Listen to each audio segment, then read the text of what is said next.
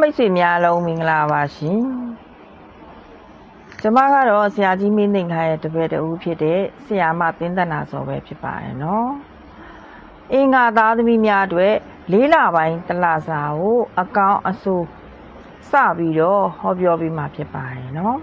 ကျမရဲ့ဗီဒီယိုလိုက်ကလေးကိုအင်္ဂါသားသမီးများပါနေတယ်ကြည့်နေတယ်ဆိုလို့ရှိရင်အစဆုံးလေးကြည့်သွားပြီးကြပါဘာကြောင့်လဲဆိုလို့ရှိရင်လေအင်္ဂါသားသမီးများကိုစေတနာမြစ်တာရှေ့ထားပြီးတော့မှအကောင်းတာလေးတွေစိုးတာလေးတွေနဲ့ရေရာလေးကအစ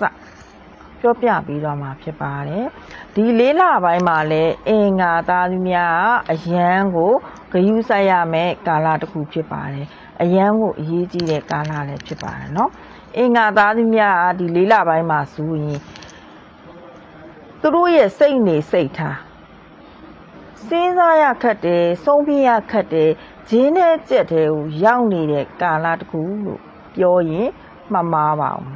ဘူးဒီ၄လပိုင်းမှာဆိုလို့ရှိရင်ဆုံးဖြတ်ရခက်တဲ့ကိစ္စမျိုးတွေ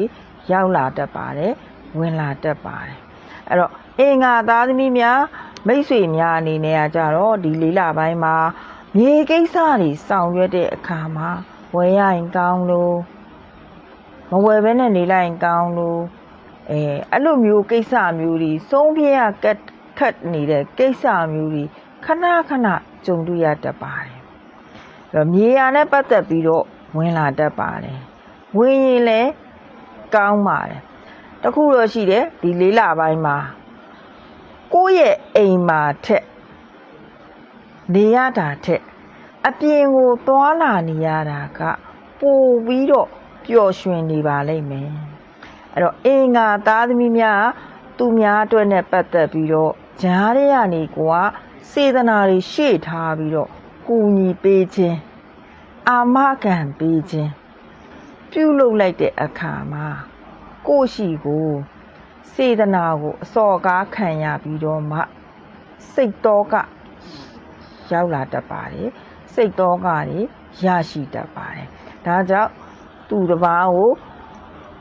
ဂျားတွေကနေအာမခံပေးမဲ့ကိစ္စမျိုးတွေလုံးဝ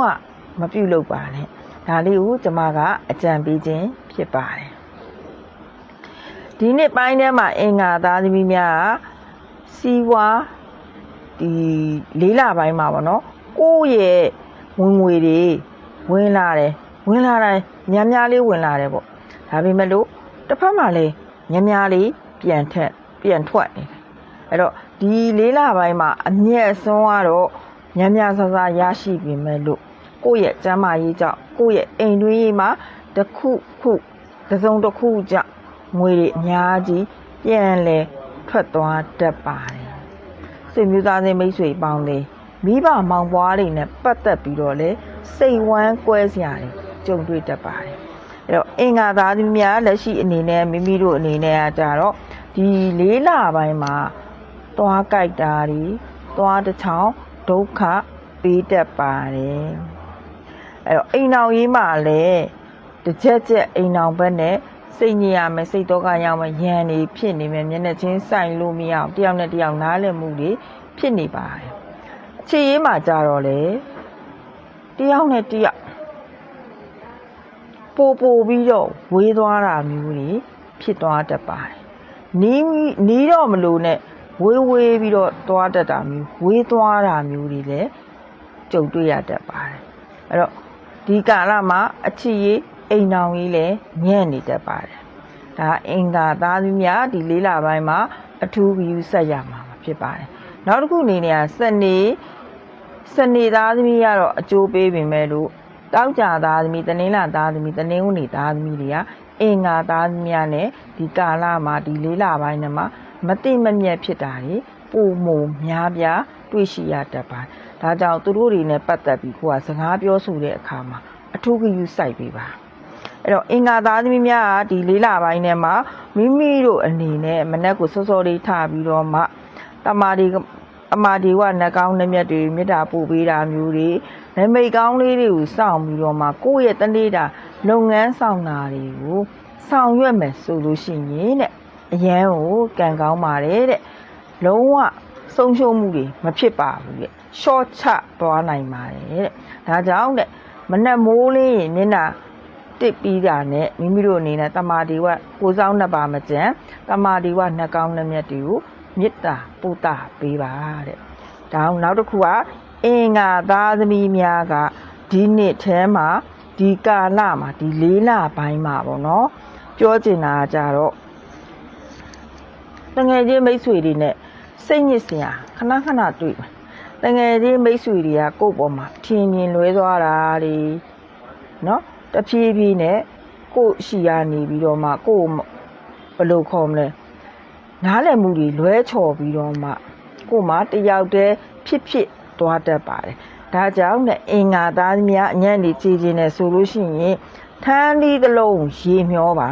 ဘယ်နေ့မှမျောရမလဲဆိုရင်စနေနေ့မနက်ပိုင်းလေးမှာရေမျောလိုက်ရမှာဖြစ်ပါတယ်ရေမျောတဲ့အခါမှာမိမိရဲ့ကြုံတွေ့နေရတဲ့အညံ့နေအခုချက်ချင်းပြေပြောက်သွားပါစီဆိုပြီးတော့ပြောပြီးတော့မျှော့ပေးရမှာဖြစ်ပါတယ်မိမိတို့အနေနဲ့အိမ်ဖျားမှာကြတော့မကြာခဏရေရအနေနဲ့ပြုလုပ်ပေးရမှာကြတော့ဘုံကြီးကျောင်းတိမ်ဝင်တဲ့လမ်းအောင်သွားပြီးတော့မှသဲတွေခင်းပေးတာမျိုးတွေမြေကြီးချိုင်းဝက်တွေမြေကြီးဖို့ပေးတာမျိုးတွေပြုလုပ်ပေးပါနောက်တစ်ခုကသနင်္လာနေ့ညနေပိုင်းနေမှာချောင်းတို့မြစ်တို့သွားပြီးတော့မှ926កောင်လှုပ်ပေးလိုက်ပါအဲ့တော့အင်္ဂါသားသမီးများအနေနဲ့မိမိတို့အနေနဲ့ကြောင့်နှီးစီပန်းလေးလှူပေးပါအိမ်ဖျားမှာနှီးစီပန်းတစ်ပွင့်ပြပြနှစ်ပွင့်ပြပြထိုးပေးလို့ရပါတယ်နောက်တစ်ခုကဒီအုံညွန့်လေးတစ်ညွန့်လေးထည့်ပြီးတော့ထိုးပေးလို့ရပါတယ်ရွက်လာလေးညွန့်အားလည်း